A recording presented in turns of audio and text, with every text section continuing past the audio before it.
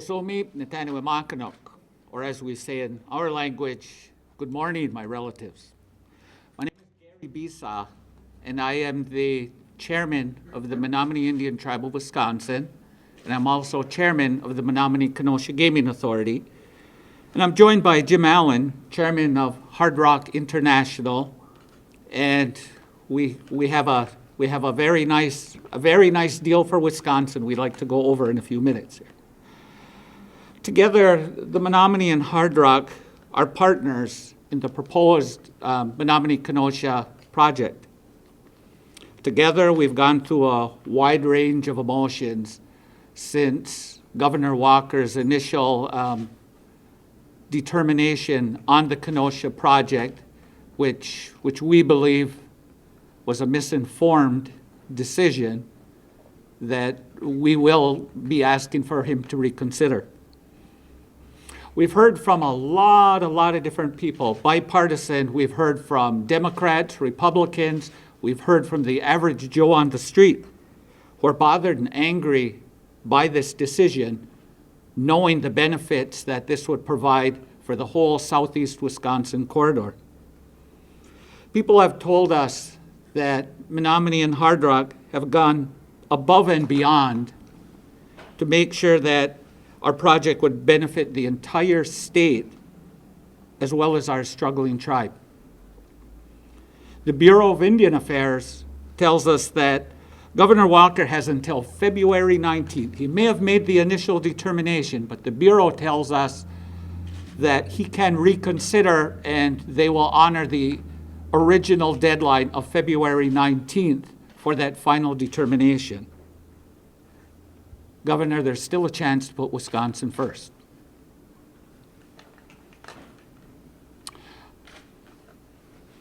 Our friends with Hard Rock have been tremendous partners with us. And they found a great letter sent by a British record company, RSO Records, to one Mr. Paul Hewson in 1979. Dear Mr. Hewson, the letter reads, thank you for submitting your tape of U2. We have listened with careful consideration, but feel it is not suitable for us at present. Well, we know Paul Hewson as Bono. We know RSO Records let a big one get away. We want to make sure Wisconsin doesn't follow in those same footprints and do the same thing. And like Bono, we're not going to give up. At this time, I'd like to introduce Mr. Jim Allen, chairman of Hard Rock International. Please come forward. Thank you, Gary. Thank you, everyone. What's very ironic about Bono and obviously his amazing contribution to the music world is that we at Hard Rock have a direct relationship with him. He's been involved in a lot of our Why Hunger campaigns on a worldwide basis, where he actually volunteers. We use the band. We've used many different vehicles in order to try to help people on a global platform. But as Gary said, we are certainly still interested in the opportunity for hopefully the governor to reconsider and reevaluate this amazing opportunity. And we certainly recognize there has been a lot of different information out there, but we would hope and we certainly would support, and I would make myself available at any time in order to sit down and try to understand a little bit more of this amazing opportunity. I think what we have is some commitments on behalf of Hard Rock and its affiliates, and obviously on behalf of the project, if the governor so chooses to approve it. As we look at a little bit of history here, we at Hard Rock said we would put up the first $120 million. If you will, that's kind of our equity contribution to make sure that there is secure financing in place. In addition, we have tremendous relationships with many of the financial institutions on Wall Street and on a global platform. We have secured a highly confident letter from Bank of America and Merrill Lynch for the balance of the financing to be in place for the project itself. And obviously, part of the approval process that was given from the Department of Interior was a revenue contribution, revenue sharing to the state of Wisconsin. This particular slide demonstrates the commitment on an annual basis for a cumulative amount of $1.2 billion to the state of Wisconsin. And we certainly recognize that there are those who doubt these numbers.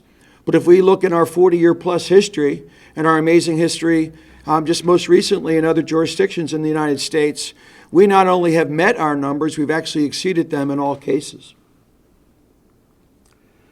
And obviously there are those who have run media campaigns to try to create doubt, to try to create negativity, to obviously make this particular process more difficult for the governor. But if we look at this particular slide, we have met or exceeded every one of the challenges that has been given to the Menominee Nation and to Hard Rock.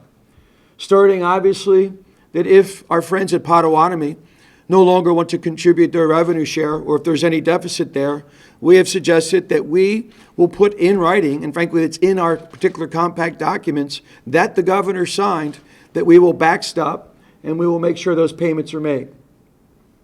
In addition, while we very, very frankly feel it is so unlikely that there will be a potential prevailing by the Potawatomi in a major lawsuit against the Department of Interior, to our knowledge, that's never happened in a compact environment. We've stated that we will also participate in that particular way so that the state does not have the financial exposure that has been suggested, which I'll talk more about that in a moment.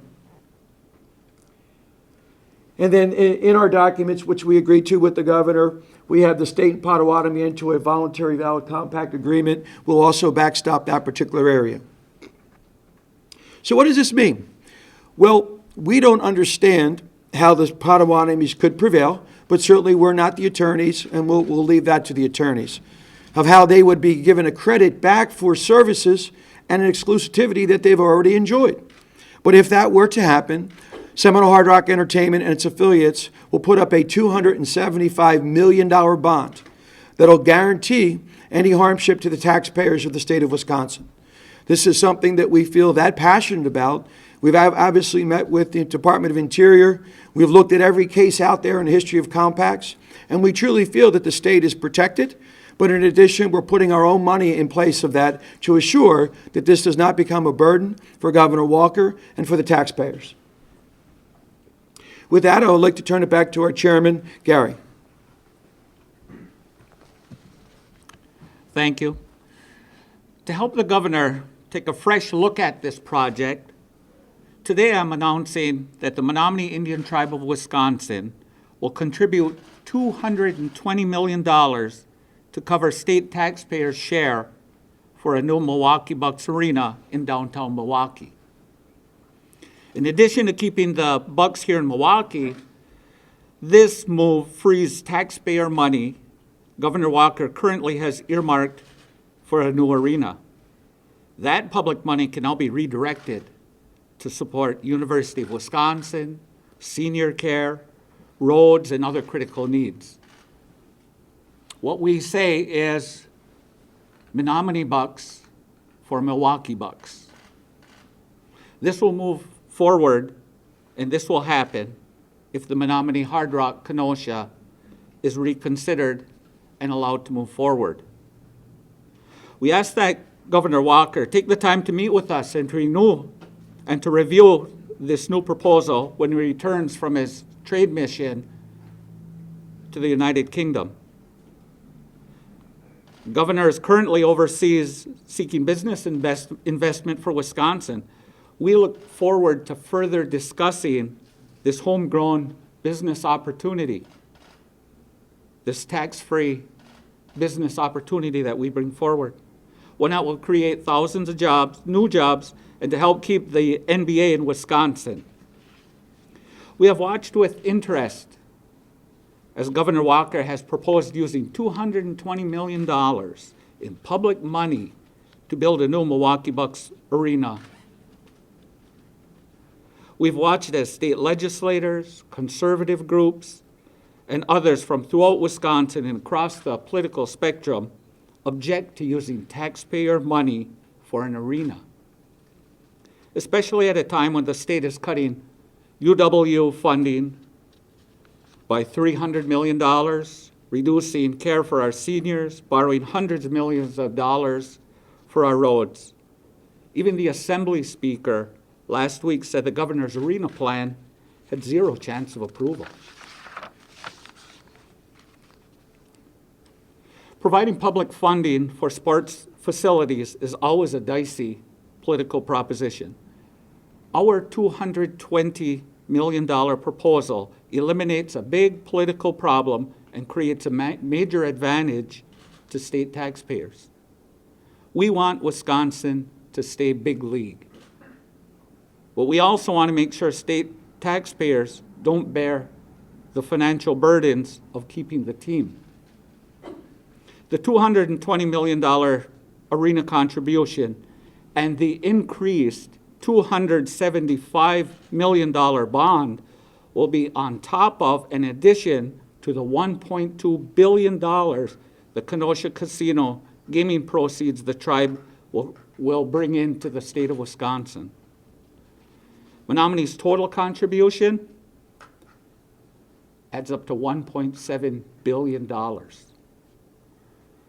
That's a jackpot aimed at demonstrating to Governor Walker that we are truly committed to being partners in economic development and job creation, and that we are willing to share our profits in Kenosha for the greater good of the state, including a new Bucks home. Governor Walker has claimed that he will not leave taxpayers on the hook for $100 million or more in supposed losses due to gaming agreements with Forest County Potawatomi. Candidly, his position is puzzling because nobody, including the governor's own independent counsel hired using taxpayers' money, believes such losses are possible. Nonetheless, we have put a strengthened proposal to indemnify the state on the table with the increase from $250 to $275 million. Governor Walker, state legislators, the fact of the matter is that taxpayers are off the hook. They're off the hook for any costs related to the Kenosha Casino, as you had seen, and now they're off the hook for any burden related to a new NBA arena in Milwaukee. Whatever analysis Governor Walker used when the project was rejected, we believe was inaccurate, and we would like to meet with him to clarify, to provide a better analysis and a better understanding of just exactly what was put forward. There are now 1.7 billion good reasons for Governor Walker to say yes and to be a strong leader for Wisconsin. I thank you for being here today, and now myself and Chairman Allen will take any questions. Have you taken this proposal to the governor or Department of Administration? No, we have not taken this proposal yet forward to them, but we ask for that time now, and quite frankly, we would meet with them this afternoon. We would still meet today if they were willing to sit down and meet and discuss how we can make this all work. Gary, my question would be, do you see this, there's no other way to put this, is this a bribe? No, I would not see this as a bribe. I think what we've done is we've seen the budget presentation that the governor had done. We understand and see how we can help benefit the entire corridor. We think if there are concerns about risk that we've been hearing from legislators and from citizens, tax alliance groups, we think we can help to alleviate that, and we think this shows our commitment to Wisconsin as good citizens. Plus, I think it's important, certainly from a Hard Rock perspective, we 100% do not think this is a bribe. And you actually can look at documents that were submitted to the state back in October of 2014, where we had pledged 2.5% of revenues that could go for a project like the Bucks or to benefit this particular part of the state.